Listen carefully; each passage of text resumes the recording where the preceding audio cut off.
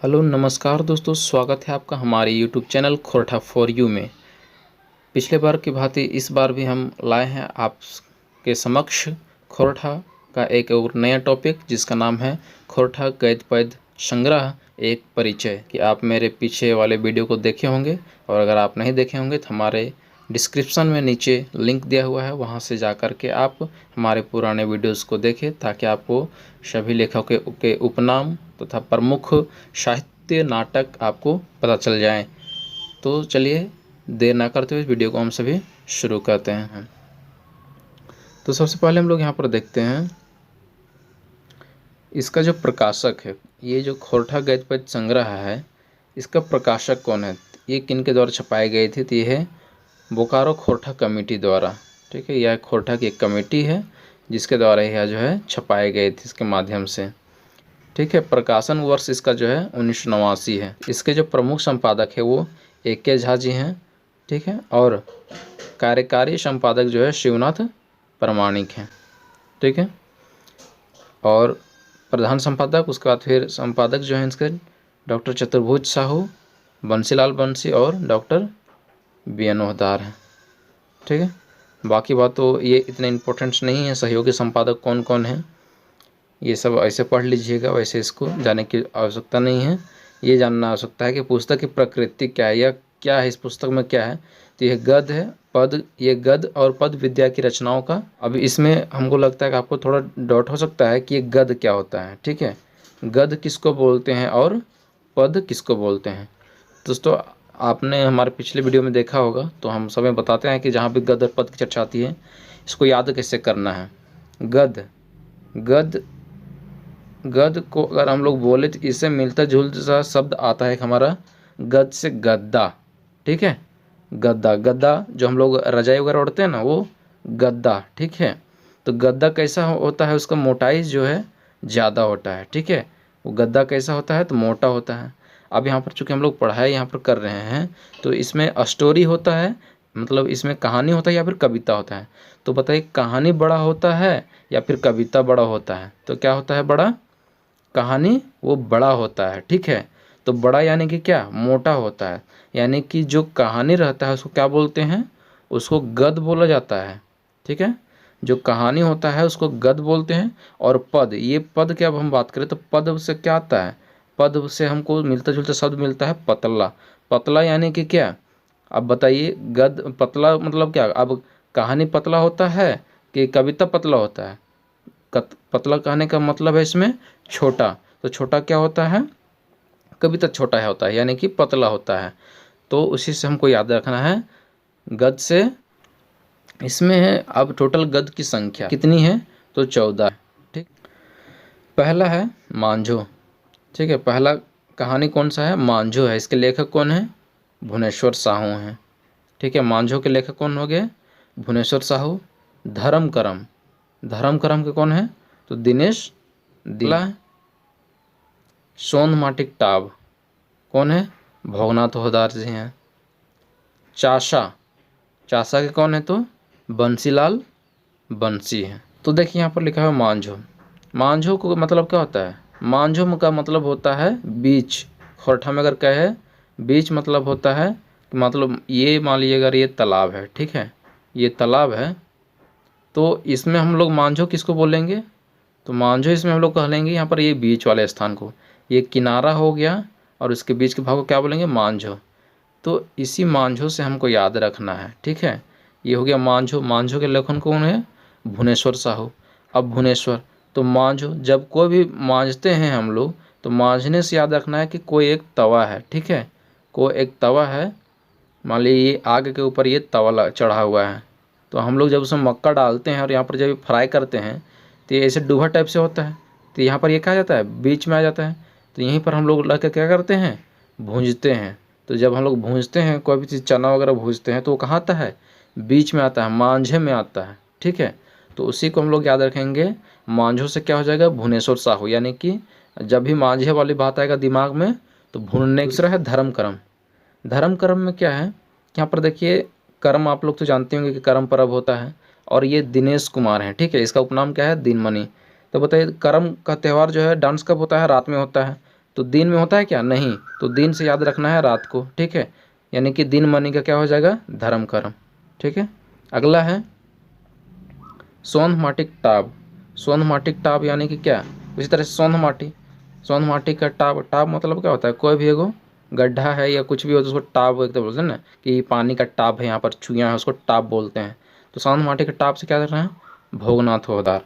तो भोगनाथ होदार जी का जैसे आप जानते हैं इनके घर कहाँ है, तो चेटर है, यानी कि चेटर, चेटर कहाँ पड़ता है, रामगढ़ जिला में है, रामगढ़ जिला में झारखंड में इनका घर है। अब इनका घर जो है घाटी के नीचे है, तो घाटी मान लीजिए घाटी हो गया, ठीक है, मान लीजिए एक घाटी है हमारा ये, ठीक है, ये घाटी है, इधर ये पहाड़ है, तो इधर से ये इधर नीचे उतरते हैं, तो इनके नीचे ये पहाड़ के नीचे इनका ये घर है, तो एक तरह से क्या हो गया, इधर भी फिर इनका ये पहाड़ है, तो बताइए ई भी एक बीच का स्थान हो गया ना, ये भी एक बीच का स्थान हो गया, तो यहाँ जो है पहाड़ के नीचे घाटी के नीचे इनका घर है, तो एक तरह से क्या हो गया, ये भी टाबे हो गया ना इतना बड़ा अगर एरिया को देखा जाए तो हो गया। सोन माटी के टाब का कौन है, तो बीएन ओहदार यानी कि भोगनाथ ओहदार, ठीक है दोस्तों।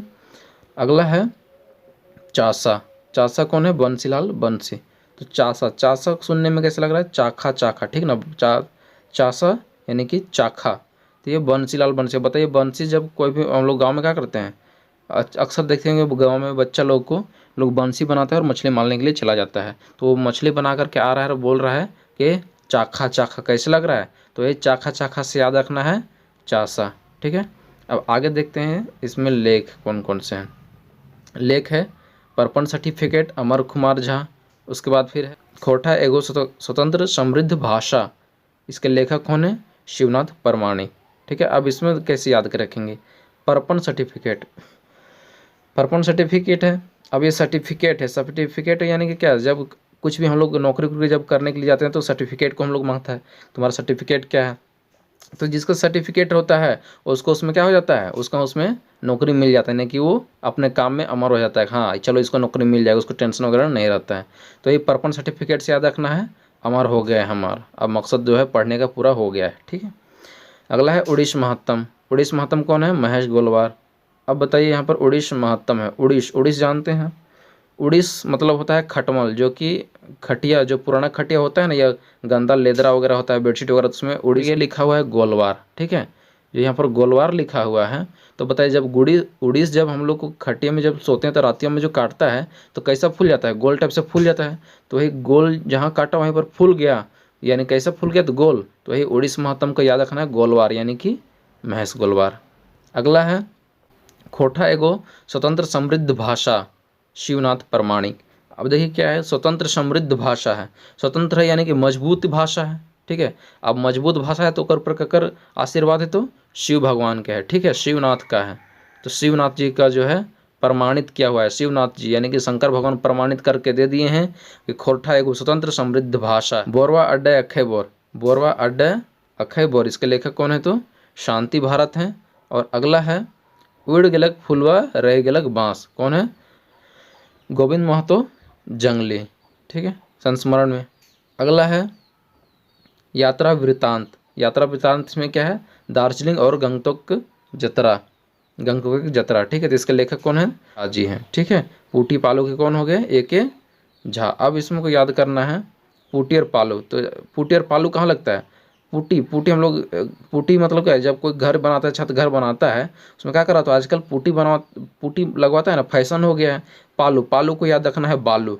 अब बताइए पुटी में हम लोग बालू का यूज करेंगे तो क्या होगा, पुटी तो खाली पुटी लगाया जाता है, लेकिन अगर उसमें गलती से अगर बालू मिक्स हो गया तो क्या होगा, वो झरने लगेगा, झर्रेगा, ठीक है, तो झरने से याद रखना है बड़का बुजुर्ग बिरसा, इसके लेखक कौन है, ए के झा। अगला है शेख भिखारी। शेख भिखारी क्या है, पारसनाथ मान, उनको पहाड़ एक तो याद रखते हैं, समझ गए ना, ज़्यादा कुछ नहीं। भिखारी कहाँ बैठेगा, तो पारसनाथ पहाड़ में जाकर के बैठेगा, काहे क्या है वहाँ पर मंदिर है, बहुत लोग वहाँ पर घूमने के लिए आते हैं, तो पूजा करने के लिए जब आते हैं तो उसको दान मिलेगा, बस इतना ही याद कीजिए, बाकी बात कोई दिक्कत नहीं है।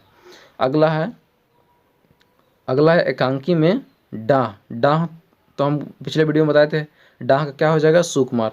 किसी को डाह यानी कि किसी को देख करके बुरा नहीं करना है, अरे यार वो तो बहुत अच्छा है, उतना धनवान है, वो तो बहुत सुंदर दिख रहा है कुछ, तो क्या है, डाह नहीं करना है, क्यों, क्योंकि हम सुकुमार हैं। मतलब ये जो खोरठा गद्य पद्य संग्रह एक परिचय जो किताब है, इसमें टोटल इसमें टोटल जो है गद्यों की संख्या कितनी है, तो पदों की संख्या कितनी है, तो टोटल 23 है। ठीक है, अब इसमें हम लोग देखते हैं तो छुआ दुलार के लेखक कौन हो जाएंगे, भुवनेश्वर दत्त शर्मा व्याकुल। ठीक है, भुवनेश्वर दत्त शर्मा व्याकुल हैं। किसान, किसान के लेखक को कौन है, श्रीनिवास पानोरे। जय जवान जय किसान, इसे कौन, जय किसान की नारा उठती है, तो जय जय से याद रखना है, गोलाबारी से लड़ाई हो गया और हम जीत गए, इसे याद रखना है, जय जवान जय किसान। अगला नेक्स्ट है, एथनिक जिनगानी कौन है, संतोष कुमार महतो। एथनिक जिनगानी मतलब कोई बड़ा आदमी है ना, कोई धनवान आदमी है, वो अपने से गरीब आदमी को बोल रहा है कि ये सब का ज़िंदगी क्या है, ये एथनिक ज़िंदगी बहुत ख़राब है। तो ये क्या करता है, फिर ये नीचे वाला आदमी बोलता है अपने संतोष करता है, अरे चलो ना हम संतोष कर रहे हैं। तो क्या हो जाएगा, एथनिक जिनगानी का क्या हो जाएगा, लोग को तो भगा दिए हम, क्यों, क्योंकि हम लोग लड़ाई किए।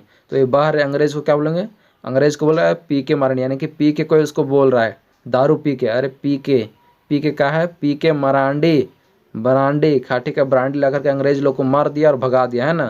तो क्या है, पी करके मरांडी से क्या हो जाएगा, वह रहे अंग्रेज। इस तरह से कुछ याद है। चिन्ह के लेखक कौन है, तो ए.के. झा। ठीक है, आगे देखते हैं, मानिक हमर प्रहलाद चंद्र दास, है ना।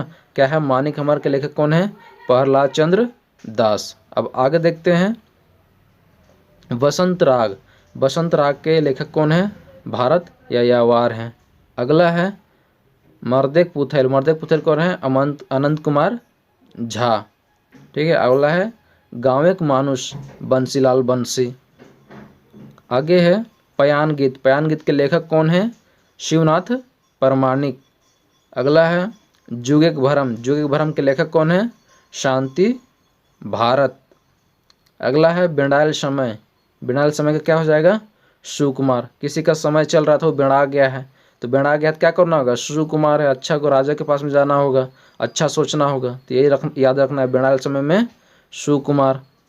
आगे है डायन भूतेक सबूत न, प्यारे हुसैन प्यारे, है ना। ये प्यारे जी इतना है ना प्यार कर रहे हैं कि डायन भूतेक कहीं पता नहीं चल रहा है, वो अपने प्यार के चक्कर में रात में भी जंगल में गुजर जा रहे हैं। तो भूत डरे के मतलब डायन भूते के सबूत न, प्यारे हुसैन प्यारे।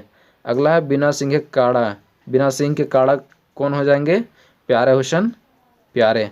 अगला है कखन हते भोर, प्रदीप धिकरे धरती पूता, दर्शन प्रसाद सिंह।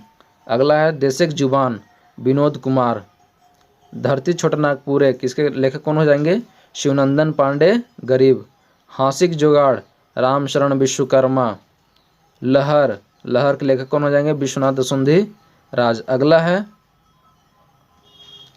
तनि सुन रे मानुष, विश्वनाथ सुंधी राज। ठीक है, तनि सुन रे मानुष के लेखक कौन हो जाएंगे, विश्वनाथ सुंधी राज। तो दोस्त तो इसका याद रखना है कि खोटा गद्य पद्य संग्रह के प्रकाशक कौन है, तो बोकारो खोटा कमेटी। इसका प्रकाशन कब हुआ था, तो 1989 में हुआ था। इसमें कुल गद्य एवं पदों की संख्या कितनी है, तो गद्य की संख्या हो जाएगा 14 और पदों की संख्या कितनी हो जाएगी, तो 23 हो जाएगी। ठीक है दोस्तों, तो आज के लिए बस इतना ही। आगे इसी तरह से हमारे खोटा भाषा को जानने के लिए हमारे इस वीडियो को लाइक करें, शेयर करें और सब्सक्राइब करें। धन्यवाद।